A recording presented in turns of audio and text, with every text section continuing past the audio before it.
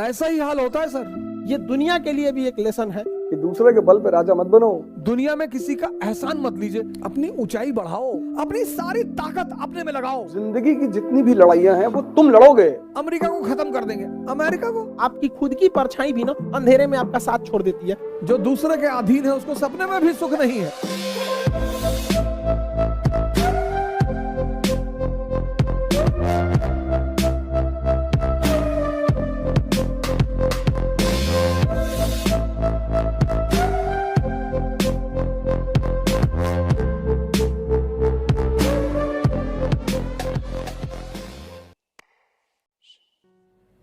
जब तक तुम कमजोर हो, जब तक तुम डिपेंडेंट हो, तुम्हारा शोषण होगा। नियम है, नियम है, नियम।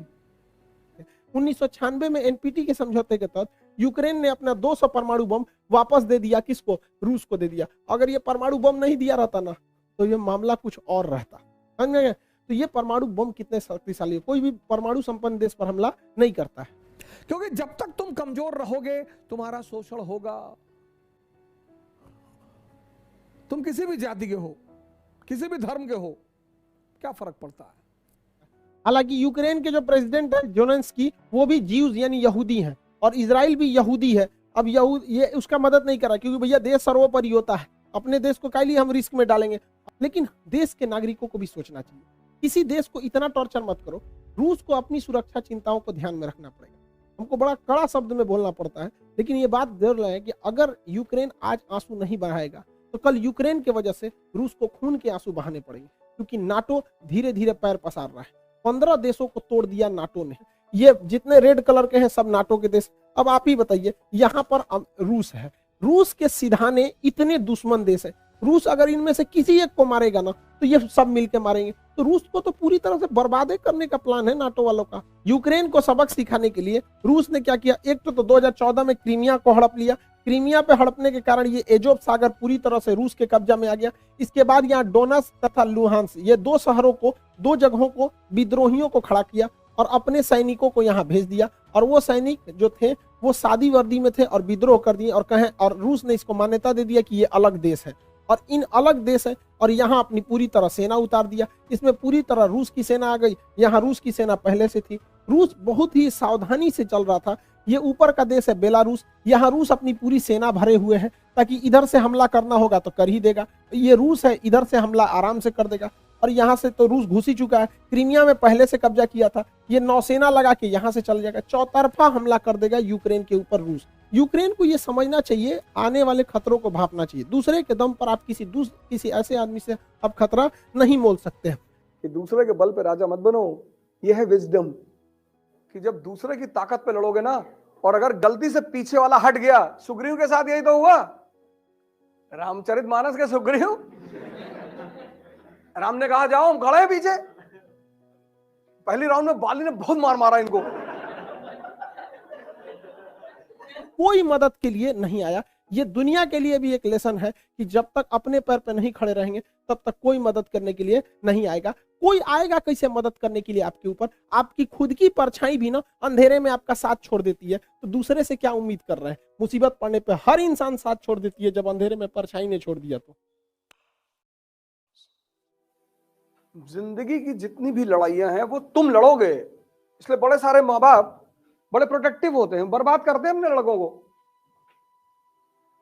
बाहर नहीं जाने देते, ये नहीं करने, कुछ सामान छोटा छोटा छूट देनी चाहिए माँ बाप को बचपन से ही। गलती करोगे तभी तो सीखोगे। जब सबसे अच्छा तरीका सीखने का है गलती करके। दिल्ली गया, कोई कानपुर का लड़का मिल गया, दोस्ती कर लिए, 2-3 दिन साथ में रहे, चौथे दिन तुम्हारा लैपटॉप मोबाइल लेके गायब हो गया। अब दुनिया में जब भी आप किसी के सहारे जीते हैं, किसी का मत खाइए सर। किसी से अगर 1 रुपये खा रहे हैं तो उसे 2 रुपये खिलाइए, और अगर नहीं खा सकते हैं तो किसी का खाइए भी मत। मिर्जापुर में ललित का हाल देखे ना, ऐसे ही हाल होता है जो दूसरों के सहारे जिंदा रहते हैं। ऐसा ही हाल होता है सर। अगर आप किसी पर 1 रुपया नहीं खर्चा कर सकते हैं तो उसका 1 रुपया अपने ऊपर खर्चा मत होने दीजिए। जब तक संभव हो दुनिया में किसी का एहसान मत लीजिए, नहीं तो कल आंख दिखाएगा तो आप गाली नहीं दे पाएंगे। किसी का खाइए मत सर, बिल्कुल मत खाइए, नहीं तो किसी दिन किडनी मांग लेगा आपकी। खिलाएगा पिलाएगा, जूता पहनाएगा नाइक का, रेडॉस का। या नेता लोग क्या कहते हैं, भाई है हमारा। नेता के साथ जो 2-4 लोग टहलते हैं, कभी नेताजी से पूछे कि नेताजी ये कौन है, अरे हमारे भाई की तरह है, और किसी दिन ले आके ललित वाला हाल कर दिया। पराधीन सपने सुख नाही, तुलसीदास यही तो कहते हैं, जो दूसरे के अधीन है उसको सपने में भी सुख नहीं है। पराधीन सपने सुख नहीं। यूनाइटेड स्टेट्स ऑफ अमेरिका, सबकी तमन्ना है जाने की, कुछ लोगों की तमन्ना मिटाने की भी है। नंगे हैं, भूखे हैं, अमेरिका को खत्म कर देंगे। अमेरिका को किसी रॉकेट में बैठा के छोड़ देंगे, पता नहीं चलेगा किस ग्रह पे उतर गए जाके।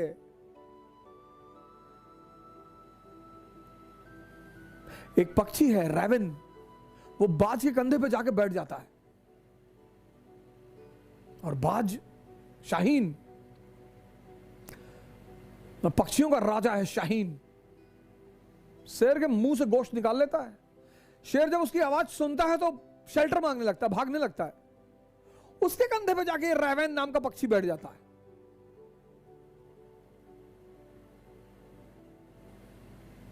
तो पता है बाज क्या करता है, अपनी उड़ान बढ़ाने लगता है, उड़ान।